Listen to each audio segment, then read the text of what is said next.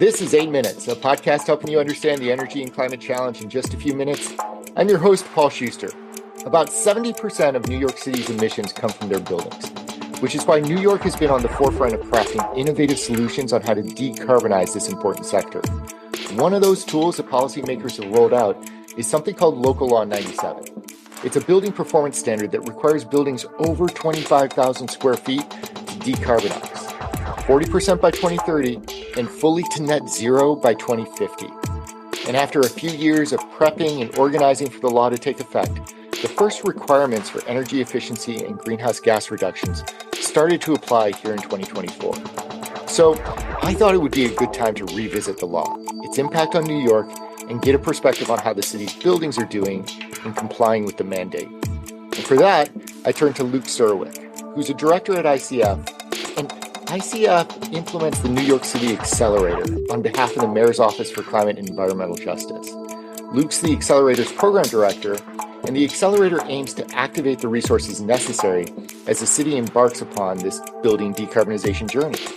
So join us, 8 minutes. It's how long it takes the sun's rays to hit Earth, well, we're recording this on Leap Day, February 29th. So let's think of these as a bonus 8 minutes that you get this year. Can't think of a better way to spend them than talking about decarbonization. So let's get it on.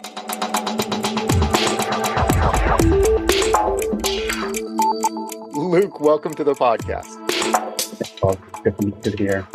Excited to talk to you today. Local Law 97 is one of those topics that I am greatly interested in and keenly aware of just how important this is for the city and for, really setting a standard for other municipalities as they think about building performance standards. You are right in the thick of it, and I can't think of a better person to talk to around this. But before we get into that, Luke, would love an introduction as to who you are and your role within this grand building decarbonization scheme.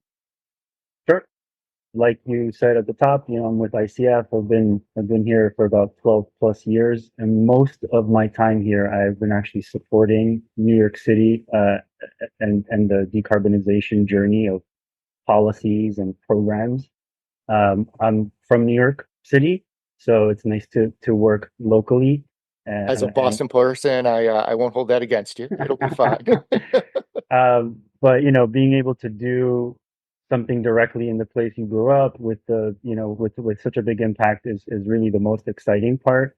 So, over these last, 10, 11 years that I've been working with the mayor's office, we've worked on several different programs, and, they've been just pumping out a ton of leading policy around buildings. And so I've been working mostly, on that. Plus I work also with utilities, states, other cities on just next generation decarbonization programs, helping them to think about what's next, and mostly in the bigger building space.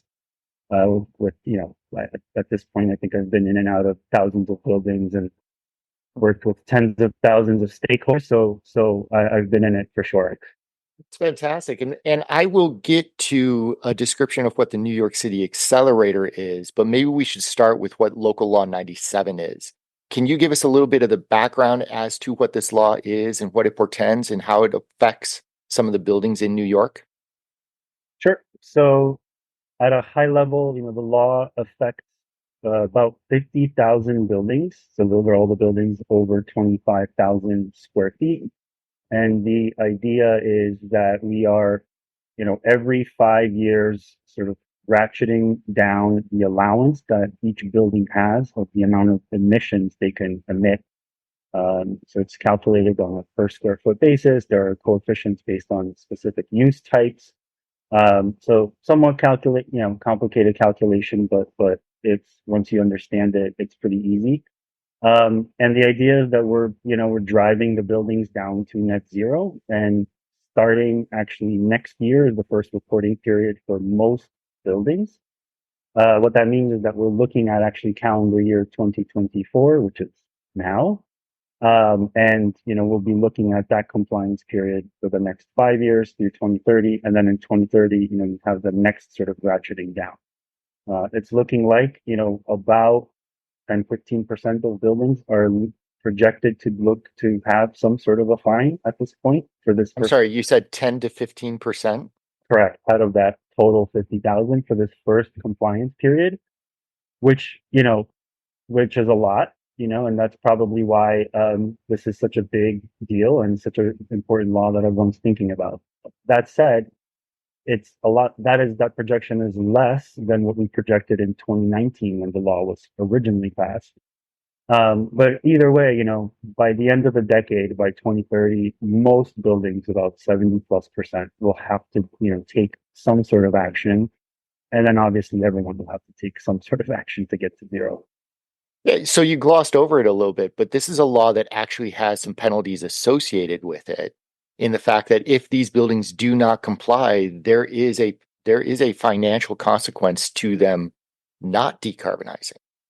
That's right. Yes, it's a calculation. It's about $268 dollars of metric ton that you are over your limit, and there's also a penalty for not submitting your submission in the first place, right? So you have sort of like a twofold situation. So every covered building has to submit their emissions to the Department of Buildings next year, regardless if they are facing a fine or not. So all buildings need to do that.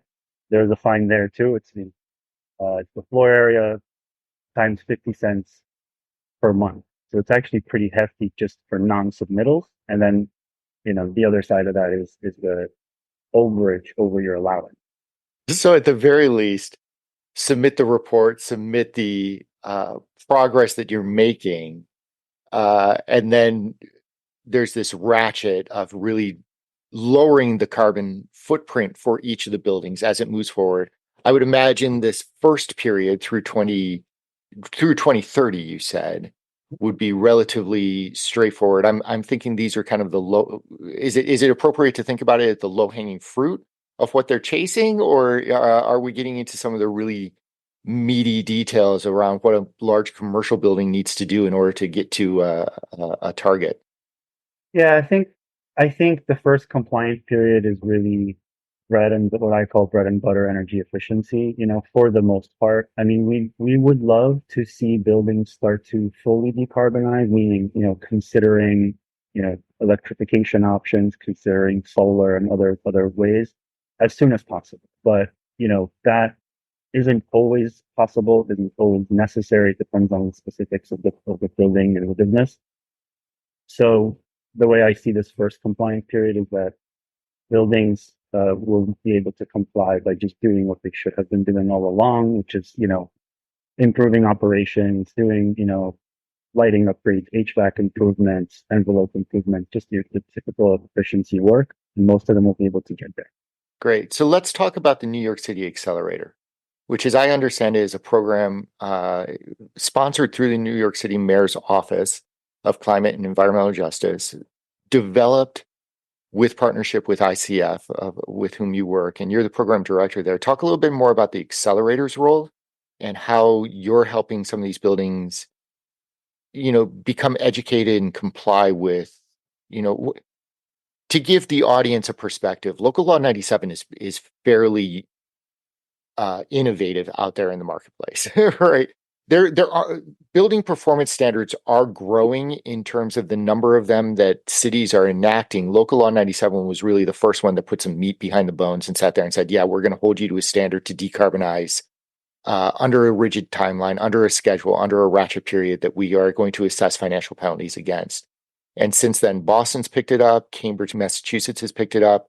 I believe DC has a building performance standard at this point as well. It's being considered in some other large cities as well. And all eyes are upon New York to determine whether this is actually going to work. So, Luke, the New York City Accelerator and putting the program in place to really scale and activate and catalyze this type of transformation is important, not just for your city, as you kind of mentioned in your intro, but elsewhere as well. So tell me a little bit more about what you guys do, and let's start with the successes, and then I'll ask maybe some of the challenges that you continue to have too. So the NYC Accelerator provides resources, training, and one-on-one expert guidance to help building owners and industry professionals improve energy efficiency and reduce carbon emissions from buildings. The website, just before I forget, is accelerator.nyc if you want to check it out. We have a ton of resources to get you started, essentially. And it's also where we help buildings think about what does local law 97 mean for me and my building specifically. I think this law is pretty complicated. Not everybody can just pick up a pencil and try to figure out what this means to them. So we take a stab at estimating what the emissions might look like. All you have to do is type in your address, and pretty quickly you understand what does this mean to me. And then our whole model is really, yes, you can download and find out all this information, but the most important part, and I think the best model for these complicated projects is we just encourage everybody to reach out to us. So we try as much as possible to make this program as accessible as possible for everyone. You can engage with us online, through chat, through email. You could come to your building, present to your board, present to your co-op and condo associate, whatever it takes to get the ball rolling. But we have a team of advisors and account managers that will basically be assigned to your building or to your portfolio, and specifically walk through, what are your buildings looking like in terms of local 97? How is your data matching up properly? Is it looking correctly? What kind of obstacles you might be looking at, and most importantly, what kind of opportunities might you have with specific recommendations around conservation measures or renewables or solar, and really, because every building is going to be different, this approach has been working for us really, really well, and it's not the first time we're doing it. We've actually been running programs like this with the mayor's office now for over a decade. Anytime they rolled out a fairly aggressive policy that started back in the 2011 or 12, when they were phasing out heavy heating oil as an example.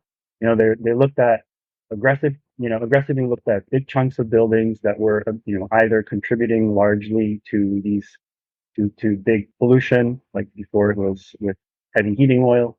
Later, we realized that this was also a great model to help promote additional efficiency measures from a voluntary basis after the city passed their auditing and retro commissioning requirement, which is also a pretty monumental and complicated law. We needed buildings to take it a step further beyond benchmarking and actually conduct an ASHRAE-2 audit. But the law didn't require people at that time to actually do the measures. So we did a ton of work at that point, worked with close to 10,000 buildings with using the same kind of model, right? It's like one-on-one sort of approach to just help people think about, what can they do? What kind of incentives are available for their specific project? How do we couple that and stack other incentives across utilities or across state programs? Couple that with financing, just, fill out applications. We'll do anything as long as it sort of helps to initiate and activate the project.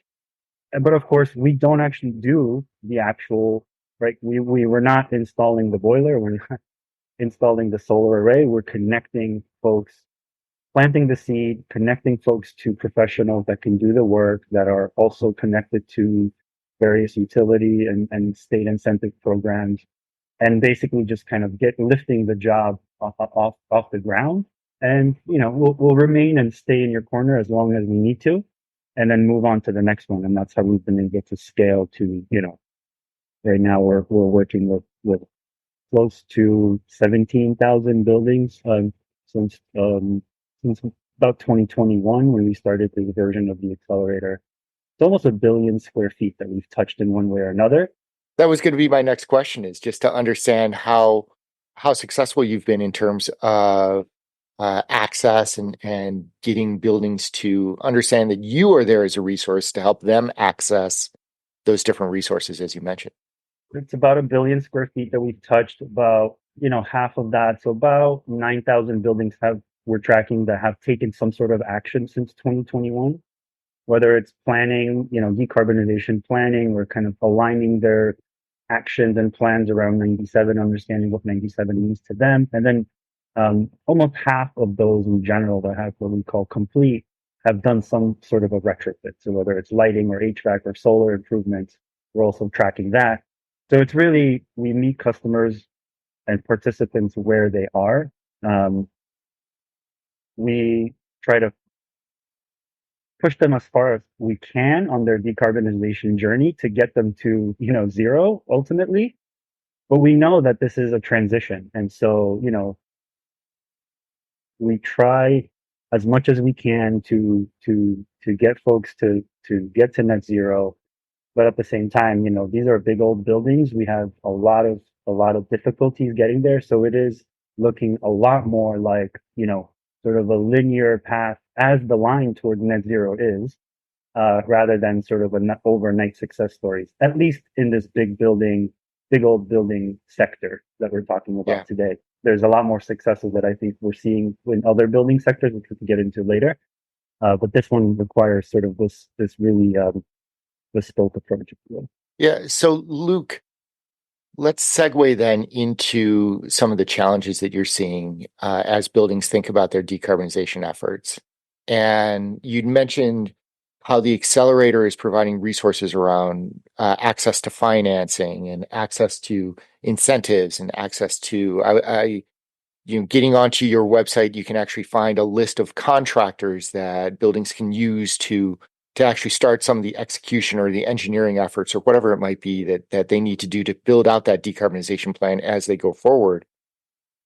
Let's start there in terms of where are buildings and building property owners, where are they struggling to get started? All right. And how should they be utilizing a program such as Accelerator first as they think about what steps they should be taking? Look, I mean, we always say if you have a trusted consultant, a trusted contractor, advisor, go there first, right? But a lot of people don't.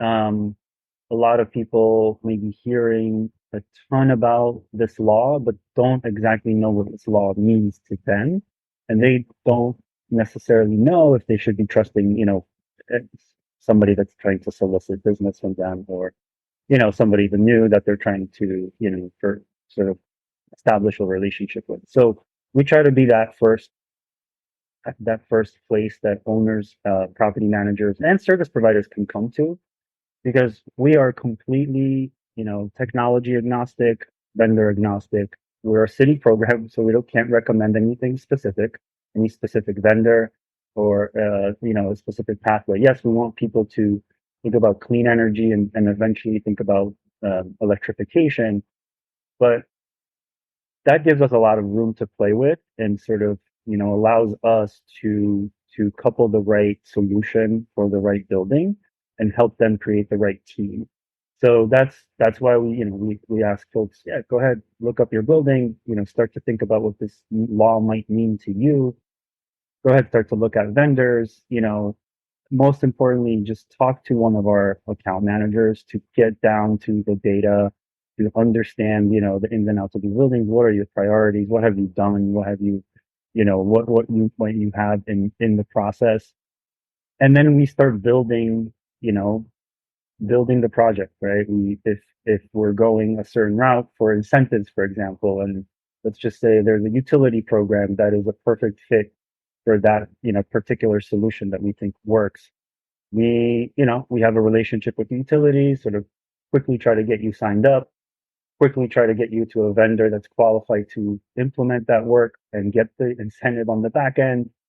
And it doesn't stop there. I think that's the great thing about the program, is that it's really a multi-year engagement. And at this point, we've been in the market for 10 plus years with through all these various programs. We keep those relationships. Mhm. The city now has great relationships with property managers, portfolio owners, vendors. Like, that network, often that network and the process is a multi-year process. So it's been very nice to be able to work on a program with such, longevity, because I do think about these like three various programs that we've run as almost like one continuous stream, because the relationships at the end of the day are the most important part. Well, so staying on that theme, and you'd mentioned the utility incentives before, and I was going to ask about what your relationship is with Consolidated Edison, Con Ed, there in the New York City market. How do you work with some of the different partners in terms of their role within complying with local law 97 and whether it's the utility, whether it's engineers, whether it's contractors, et cetera. So, one thing I didn't mention in your previous question is that obviously these things can be a little complicated sometimes, right? We have two different utilities, some gas, some do electric and gas, some do gas only. We also have, I totally NYSERDA. simplified that by just calling out Con Ed. You're absolutely right. We have NYSERDA, which is the state agency that provides, more incentives. So, and then that's just sort of like the tip of the iceberg, right? We also think about, other things like resilience, solar, and pretty much anything that could help create value or bring in additional resources, because we ourselves don't have specific incentives to offer except Mhm. our sort of, free consulting, free assistance, and free technical help, and all the resources. We just we are maniacal about finding every resource that's available under the sun, and then we build relationships with those external parties, and we try to simplify the process for the participants so that they are able to do it quickly, find the right vendor. If we have to fill out application, we'll do whatever it takes to just sort of accelerate the process. And then, you know these programs aren't always super easy to understand whether you qualify, to understand if you can stack them across the different entities, right? So you might be participating in, you might get a nice CERTA audit, and build a plan with the consultant, and then you might come to a Con Ed for HVAC measures and HVAC incentives for the measures you might uh, be implementing. And then separately, you might also be looking at, covering the rest of, let's just say 30-40% of it gets covered by incentives. The remainder needs to also be financed. So perhaps we will then connect you to our group of, capital providers that have also joined the program, that can then, provide energy efficiency specialty financing for you and make the project pencil, and do sort of like a long-term project, and providing, basically we're trying to make sure you have a minimal outlay of capital, but that the savings sort of pay for the project. So that's Mhm. the ideal world. So that's usually the game that, and the puzzle pieces that our team tries to put together for. You help the building owners figure out how to put those pieces together so that it results in projects that are economic, they pencil economically, they pencil from an emissions perspective, and they work at the end of the day. Exactly. And Yeah. unfortunately, yes, we have a lot of great consultants, and the economy is continuing to be built as 97 rolls out. But we've been finding that this soft cost around this, like, initial education, this initial sort of Uh-huh. activation is really the friction point. So that's where we try to go after aggressively. Is that so? You mentioned earlier on about 10 to 15% or so of buildings are probably not going to meet their goals for this first ratchet period, if you will. I may not be using the proper terminology on these different these different periods of time, but let's just bear with me. Um, is part of the reason why because of this awareness and this education, or are there other factors that are holding companies back? I'm sorry, buildings back as they think about compliance with 97. Well, so I'm going to give that 10 to 15% of the buildings the benefit of the doubt, Mhm.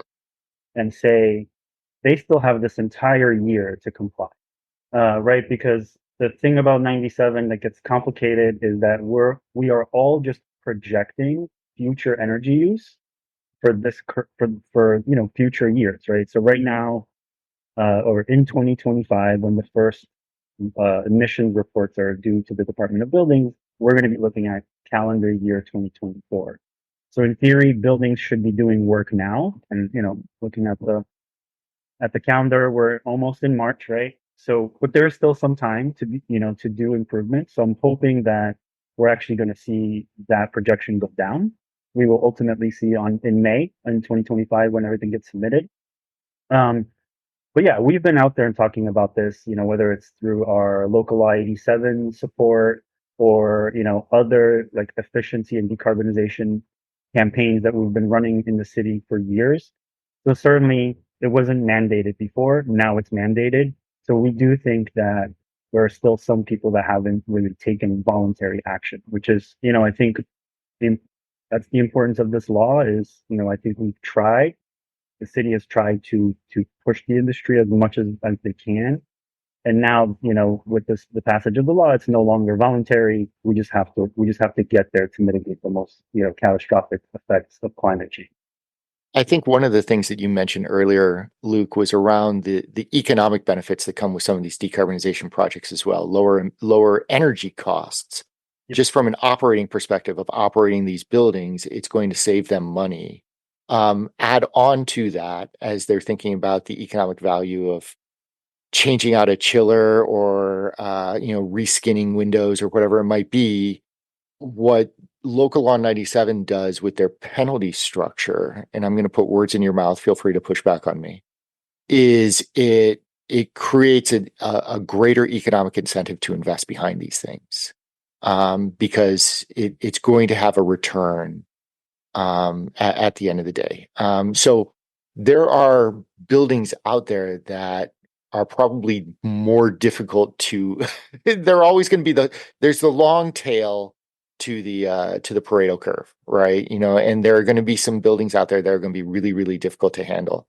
It's probably not 10 to 15%, but trying to get those owners onto the train to actually understand that this has a positive economic impact to them as well is probably a big challenge. Yeah, absolutely. I think most buildings have a huge opportunity to improve. We're talking, we're talking about often 100-year-old buildings.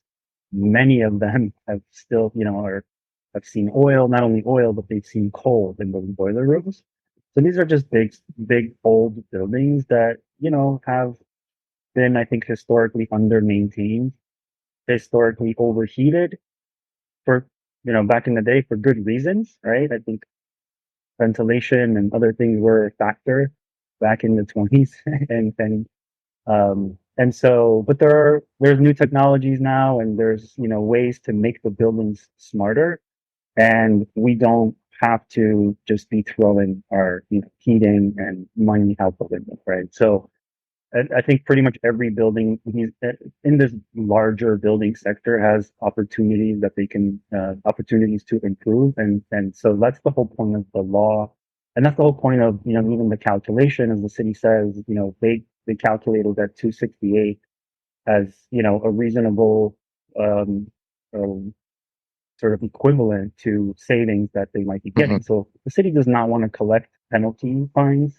They This is not want a revenue source for the city. it's not, and the city just understands that this is an important, such a critical part of of where we are with climate change.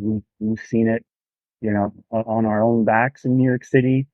And we want that money to be invested into your building. And, and you could even tell just by some of the sort of like alternative pathways to 97 that even if we provide people with alternative ways or sort of like slight delays or other ways, like we're always going back to, well, you still need to get to this, decarbonization line, and you still need to go, get your emissions down. So even if there is a slight delay to, we can get into later, like a good big effort or decarb plan, you still need to catch up and get there. Mhm. And basically show the Department of Buildings that you're actually investing in the building. So no free lunch.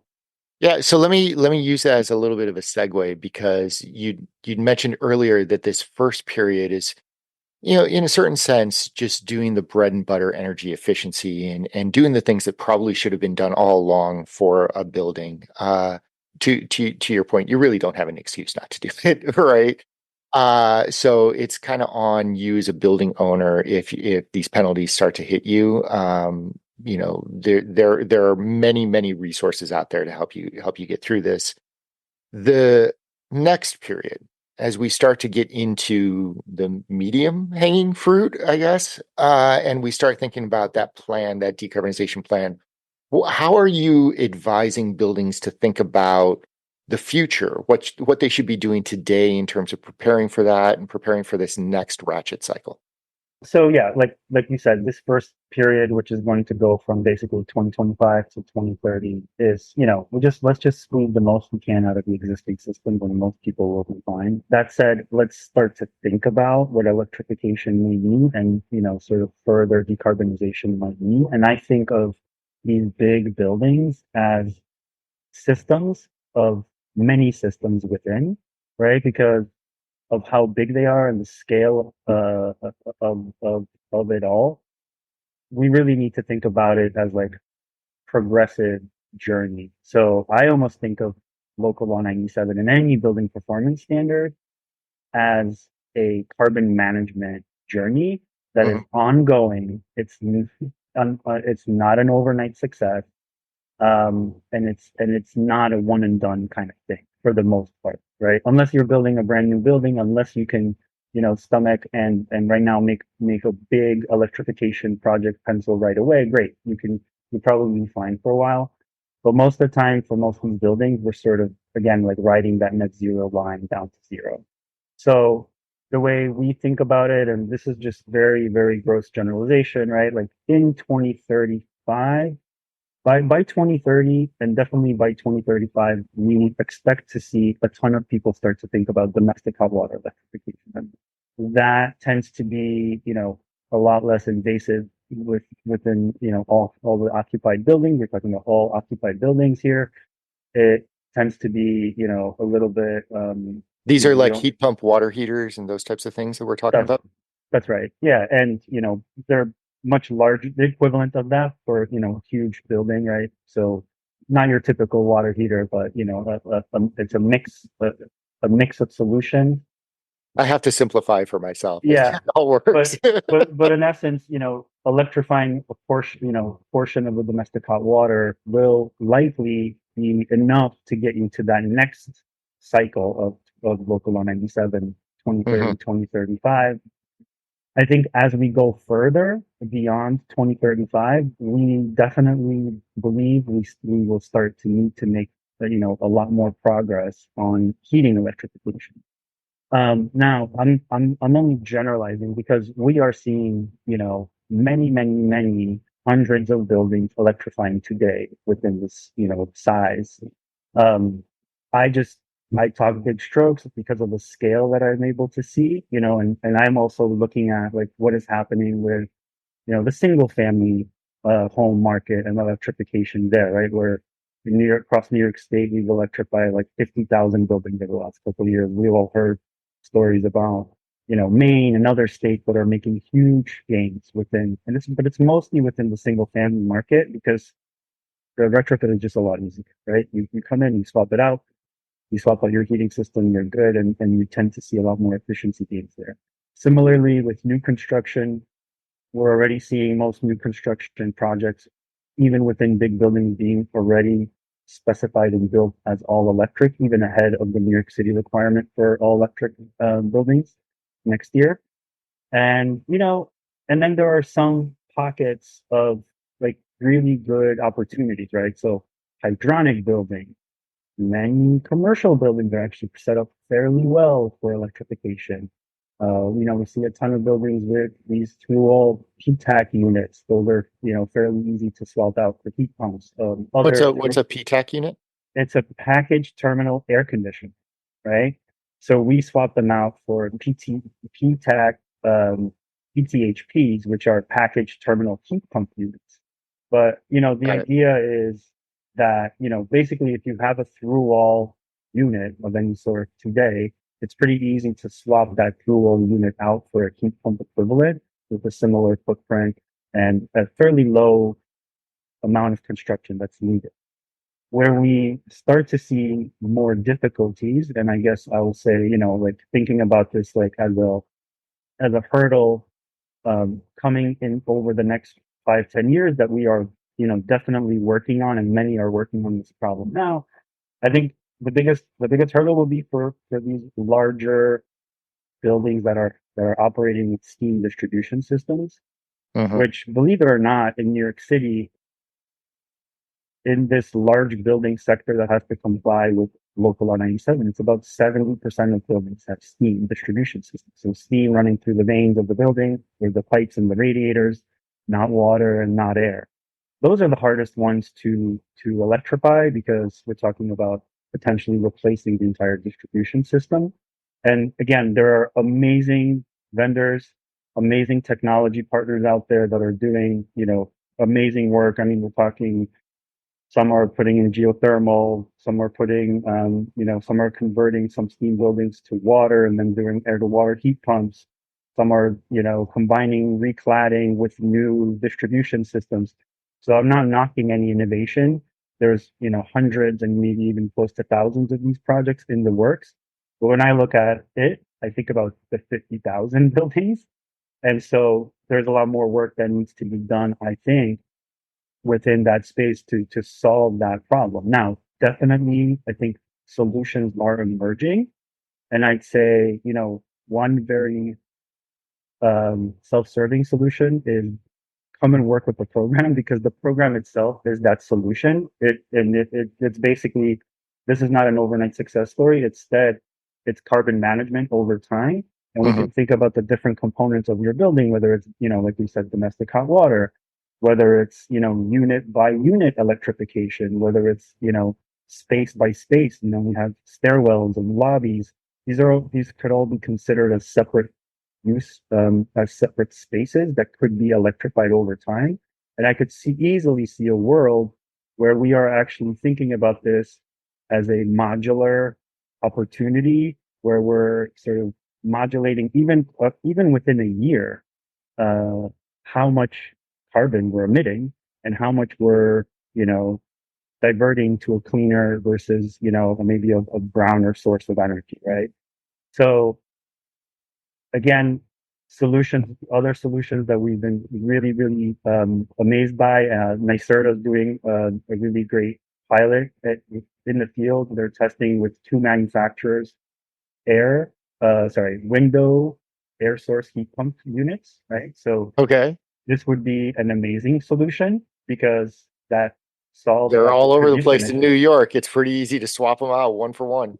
Exactly. And, we all need air conditioning too. So everyone's used to that, right? So wouldn't it be amazing if we could just pop something into our window and not have to, do and drilling through the wall or run new condensate and Run a mini distribution split in across the there, building. whatever it might be. Exactly. Plus, the other big issue that they're working on is to make sure that air conditioning or window heat pump unit could also just plug into a regular plug, right? Because that is the other, potential barrier that we see is, as with the steam, a lot Hmm. of these big old buildings are just not designed for such high electrical requirements. And so we also want to be thinking about, okay, if we are designing a plug and play model solution like a window unit, let's make sure we can just plug it into any old outlet and not have to run new dedicated, 220 lines or something else. So it's been great to see NYSERDA's working on this, and there's a really good, um, um, the results are very promising. So I'm really looking forward to that. So we need more of that. We need, more innovation in this space. But I think just getting out of our heads that this is going to be an overnight success story is important, just to set expectations, and and to make sure people are thinking about this as a evolving management solution. Right. And what sits with me is the fact that because it takes place over time and because the transition is going to occur over time, the technology is going to evolve. It's going to change and it's going to get better. It's going to get more efficient. New technologies are going to emerge. We're talking thermal energy networks today when we were never talking about thermal energy networks, 5 years ago, right? So there are opportunities here that will exist in that 2035 timeframe that we probably aren't even aren't even considering today, Luke, in terms of how it plays. What I'd like to ask is beyond technology, low and moderate income customers, multifamily housing, the challenges around the consumer base. Is this something that the accelerator also works with property owners to try to overcome some of the residential or tenant not obstruction but reluctance, I guess? Mhm. And what sort of thoughts do you have around that? Yeah, I think an important thing that we went quickly over how the law works. There is a fairly significant change to how the law applies to affordable housing, right? So we talked about, the 268 over the allowance and all of that. I think the other thing that's really important to mention is that there is an alternative pathway for buildings that are qualified and deemed as affordable housing. So for some buildings, ones that have at least one rent regulated unit, they actually have a delayed compliance pathway, so they have an extra 2 years to get ready Mm, relative to market rate buildings. There's also an alternative pathway for other buildings what we call Michelama. Again, these are sort of affordable housing properties. They have actually even more time. They have until 2035. And then the other, like most different part of the law is for what we call the 321, Article 321 pathway, which is for buildings that have at least 35% of the units that are subject to rent regulation, right? So buildings that are mostly affordable, or have a mhm. large percentage that are affordable, or there's a couple of other specific building types and programs like HDFCs or ones that are participating in Section 8 and so on. And we get into too many of those details. NYCHA Pact, there's an alphabet soup of it. But There's an acronym out there for everything. yeah, so for those which are considered to be sort of, the folks that may be most burdened, right, by energy, there is a completely separate pathway for them, and it's mostly we call it the prescriptive pathway, which is they have a set of 10, 15 measures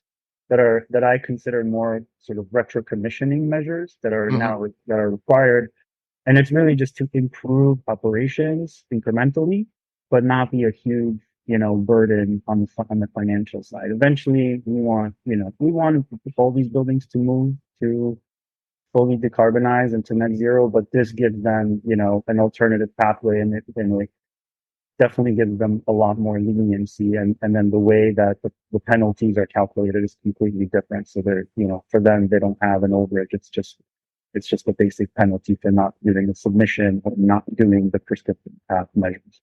So we're working aggressively now. Actually, we're concentrating most on these folks right now to make sure they're all getting into compliance.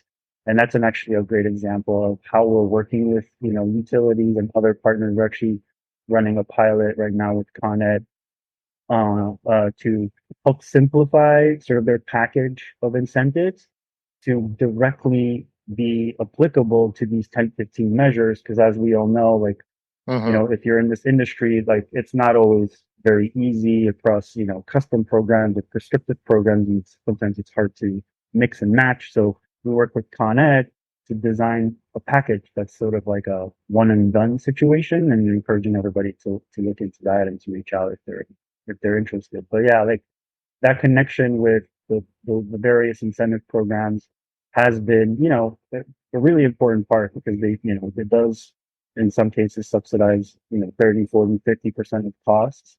Yeah. And so accelerating that process and making sure people get money on the back end, and that, that we're sort of helping to keep the ball in the air while others may not have the time, is a critical service that we provide as well. So, Luke, I'm going to ask my last question of you, which is really going back to a comment that I made earlier about how some other cities, including Boston and DC and others, have enacted their own building performance standards, and they too are, wandering down this journey. What lessons learned from the implementation of Local Law 97, from the implementation of the New York City Accelerator?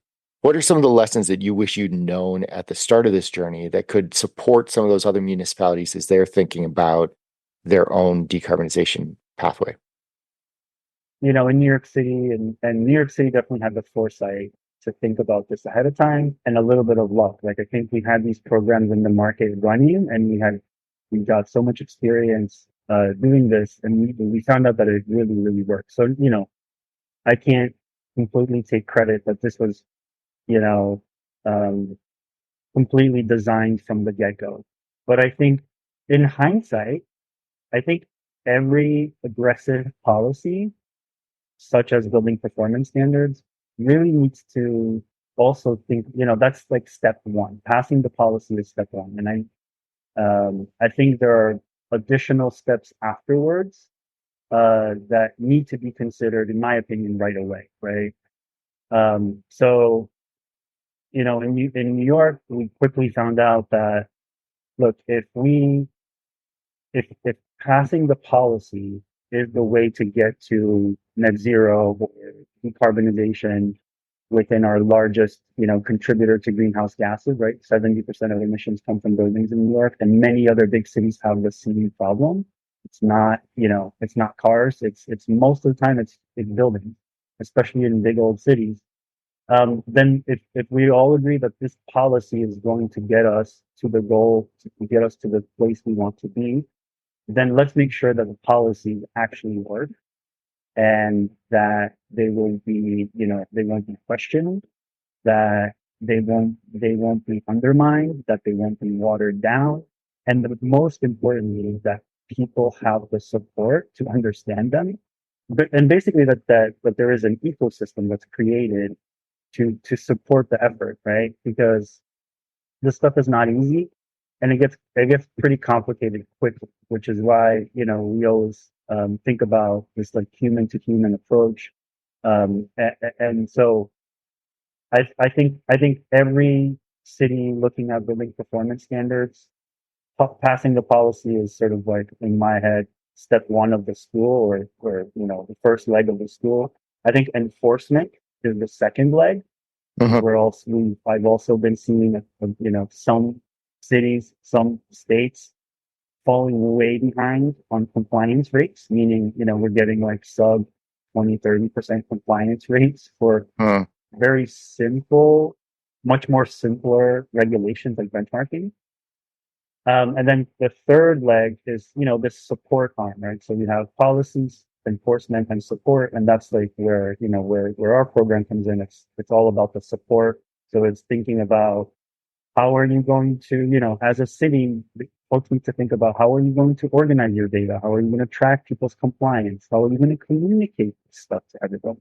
How are you going to reach every single building owner that needs to comply with these regulations and give them accurate information and find the right person? This stuff takes a ton of work. How are we going to promote the local economy? How are we going to train people?